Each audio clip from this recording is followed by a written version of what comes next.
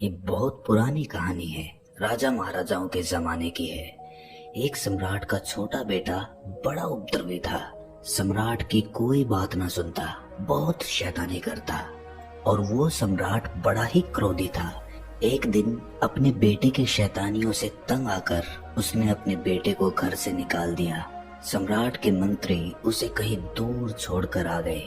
उस वक्त सम्राट का बेटा मात्र 8 साल का था। अब उस बच्चे के लिए बड़ी मुश्किल हो गई। अब राजा का बेटा अगर राजा ना रह जाए तो उसे और कोई कला तो आती ही नहीं है सिवाय भीख मांगने के। वो उतनी छोटी सी उम्र में भीख मांगने लगा और करता भी क्या, छोटा बच्चा था वो। धीरे धीरे समय अपनी रफ्तार के साथ चलता रहा और बहुत वर्ष बीत जाने के बाद उसे स्मरण ही ना रहा कि वो कभी राजकुमार हुआ करता था और महलों में सुख सुविधाओं में रहा करता था। याद रखना भी दुखदाई था। इस बात को भूल जाना ही अच्छा था, वरना दर दर की ठोकरें खाना, गिड़गिड़ाना, भीख मांगना, लोगों की दुत्कार सहना, ये सब उस बच्चे के लिए सहना बहुत मुश्किल हो जाता अगर वो ये याद रखता कि मैं राजकुमार हूँ। हमारे मन की एक खूबी होती है, वो हमारी स्मृतियों को बदलता रहता है। जीवन की परिस्थितियों के मुताबिक परिवर्तन होता रहता है। जो लोग अपनी स्मृतियों से जुड़े होते हैं वो जीवन में कभी आगे नहीं बढ़ पाते, क्योंकि उनकी स्मृतियां उन्हें पीछे खींच कर ले आती हैं। धीरे धीरे काफी समय बीत गया और सम्राट का वो बेटा अब बड़ा हो चुका था। दूसरी तरफ उसका पिता यानी कि सम्राट अब बूढ़ा हो गया था। कोई 75 साल की उसकी उम्र हो गई थी। बेटे की उम्र भी अब 50 साल के करीब हो गई थी। संयोग ऐसा हुआ कि भटकते भटकते एक दिन सम्राट का बेटा अपने ही महल के सामने से गुजरा। उसे तो पता भी नहीं था, याद भी नहीं था कि ये उसका ही महल है, लेकिन बूढ़े बाप ने खिड़की से देखा और पहचान लिया। अपने मंत्रियों और दरबारियों को साथ लेकर उसके पीछे भागा कि इसे पकड़ो, ये भिखारी, ये तो मेरा बेटा है। वृद्धावस्था में बाप का क्रोध भी समाप्त हो चुका था। युवावस्था में ताकत होती है, जवानी की शक्ति होती है, भयंकर क्रोध होता है, लेकिन वृद्धावस्था में खून ठंडा पड़ चुका था। पुत्र के प्रति वो नाराजगी जा चुकी थी और वो उसका इकलौता बेटा भी था। इस राज्य का उत्तराधिकारी था और बाप अब बूढ़ा हो चुका था। मरने के दिन करीब आ गए थे। उसने अपने बेटे को बहुत ढूंढा था, लेकिन वो कहीं पर भी मिला नहीं था। संयोग की बात थी कि वो महल के सामने से भीख मांगते हुए निकल रहा था। सम्राट उसके पीछे अपने दरबारियों के साथ भागा, लेकिन ये देखकर वो भिखारी डर गया। बहुत जोर से भागा, सारी जिंदगी में इतनी तेजी से कभी नहीं भागा होगा। उसे लगा कि पता नहीं क्या मुसीबत हो गई। शायद महल के सामने भीख मांगना कोई बहुत बड़ा गुनाह है, इसीलिए ये मुझे पकड़कर मुझे सजा देने की कोशिश कर रहे हैं। क्या पता यहाँ का कानून ऐसा ही हो। बेचारा जान बचाकर भागा और ये लोग उसको पकड़ नहीं पाए। उस सम्राट के मुख्यमंत्री ने कहा कि महाराज, शायद उसको स्मरण नहीं है कि आप उसके पिता हैं और वो आपका पुत्र है। वो समझ रहा है कि हम उसको सजा देंगे, इसीलिए वो भाग गया। इसका मतलब उसे बिल्कुल नहीं पता। अब कुछ उपाय करना होगा। उसे कैसे बताएं कि वो राजपुत्र है, इस राज्य का अधिकारी है।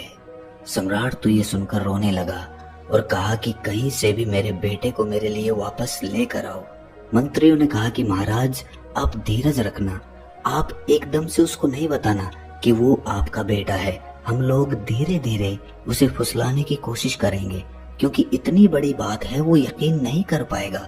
क्या पता पागल हो जाए, डर जाए, सोचे कि पता नहीं कौन सी चाल चल रहे हैं ये लोग। धीरे धीरे उसकी खोज की गई। एक साधारण सिपाही उसे जाकर मिला और कहा, सम्राट के यहाँ एक सफाई करने वाले की जरूरत है। अगर तुम ये नौकरी करना चाहो तो तुम ये काम कर सकते हो।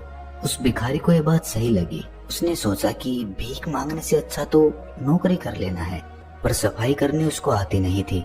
ये बात उसने सिपाही से बताई, पर सिपाही ने कहा कि कोई बात नहीं, हम समझा देंगे, उसमें कौन सी बड़ी बात है, सफाई तो कोई भी कर सकता है।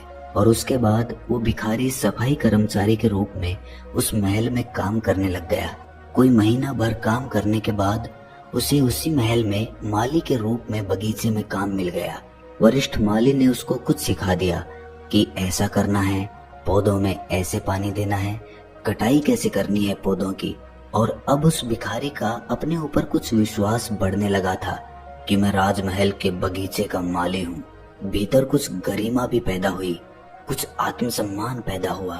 कुछ दिनों के बाद उसे दरबान का कार्य दे दिया गया। अब तो कभी कभी सम्राट बगीचे में घूमते हुए मुस्कुराकर उसकी तरफ देखते, उसे बहुत अच्छा लगता। कभी कभी सम्राट उसकी पीठ भी थपथपा देते कि तुम बहुत अच्छा काम कर रहे हो। तब तो कहना ही क्या, वो फूला नहीं समाता। 2 महीने बाद उसको मुख्य दरबान बना दिया गया, महल के खजाने का दरबान। अब तो उसकी शान बहुत बढ़ गई थी। धीरे धीरे कदम दर कदम उसको फुसलाने की कोशिश की जा रही थी। वो खजाने का दरबान बन गया, वहां की चाबी उसके पास ही रहने लगी। अब अपनी ही नजरों में खुद का आदर बढ़ने लगा था।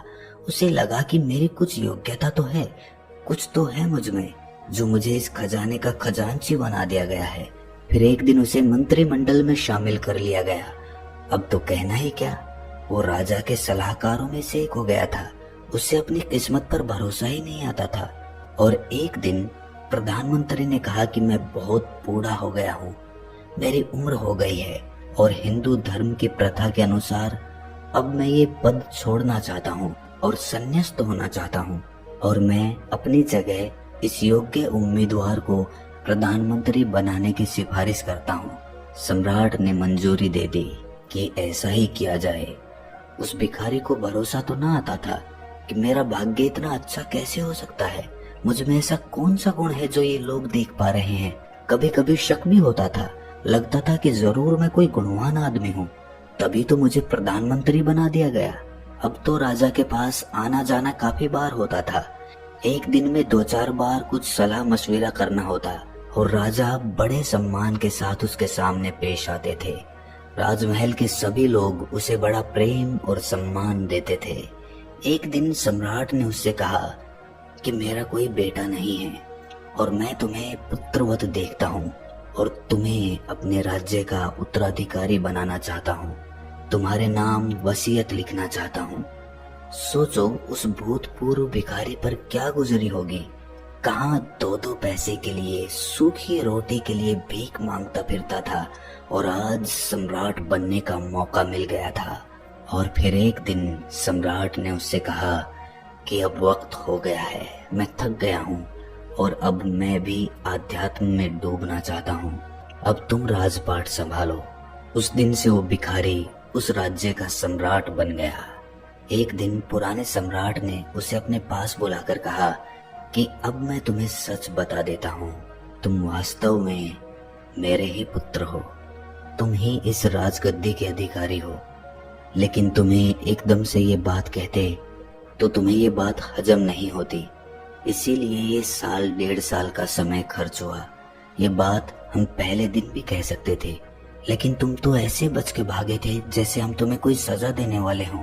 उस दिन हम तुम्हारे पीछे तुम्हें बुलाने के लिए भागे थे, इस राजगद्दी पर बिठाने के लिए। उस युवक ने कहा कि आपने अच्छा ही किया। उस दिन तो मैं समझ भी नहीं सकता था, मैं तो सब भूल भाल चुका था, मुझे कुछ भी याद नहीं था। आज आप कह रहे हैं तो हल्की हल्की स्मृति आती है। राजमहल की दीवारों को देखकर, खिड़की दरवाजों को देखकर लगता है कि पहले भी कभी देखे हुए हैं। साफ साफ नहीं लेकिन धुंधली धुंधली स्मृति आती है। जब वो युवा सम्राट बन गया, गद्दी पर बैठ गया, सम्राट घोषित हो गया, इसके बाद भी उसको रात को कभी कभी सपने आते थे। वो भीख मांगने लगता था अपने सपनों में। लंबे समय तक, कोई 4-5 दशक उसी भांति उसने जीवन जिया था। दिन में तो सम्राट हो जाता, रात में फिर सपनों में भिखारी हो जाता। डरावने सपने आते कि कहीं भीख मांग रहा है और किसी ने उसे धक्का मारकर वहां से हटा दिया, दुत्कार दिया, अपमानजनक शब्द कह दिए। बीमार है और इलाज के लिए पैसे नहीं हैं, बरसात हो रही है और सर छुपाने के लिए छप्पर नहीं है। बड़ी तकलीफों के दिन याद आते उसे सपनों में। दिन में तो सम्राट हो जाता था, चेतन मन तो उसका मान गया कि मैं सम्राट हूँ। वो भी 1.5 साल में माना था, धीरे धीरे एक तरकीब से माना था, नहीं तो उस चेतन मन को मनाना भी बड़ा मुश्किल था। लेकिन अवचेतन मन पिछले 50 सालों का, वो कैसे माने। वहां जो रेखाएं खिंची थी, जो स्मृतियां पड़ी थी, वो बहुत प्रगाढ़ थी। अपने बेटे की ये हालत देखकर उसके बूढ़े पिता ने एक इंतजाम किया। एक सन्यासी को बुलाया, उसको बताया कि समस्या क्या है।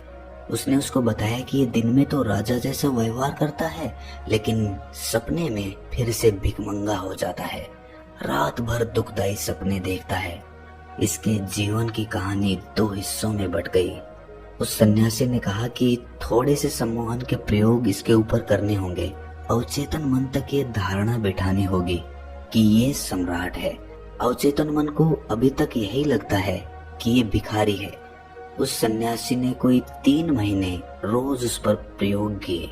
उसको योग निद्रा की अवस्था में ले जाकर सुझाव देता कि तुम सम्राट हो, भाव करो कि मैं सम्राट हूँ, मैं सम्राट हूँ।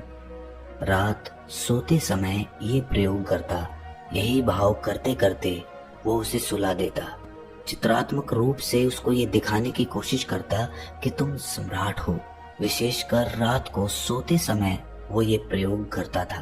क्रमशः धीरे धीरे ये धारणा उसके भीतर बैठती गई और सम्राट होने की धारणा भिखमंगे होने से ज्यादा मजबूत हो गई।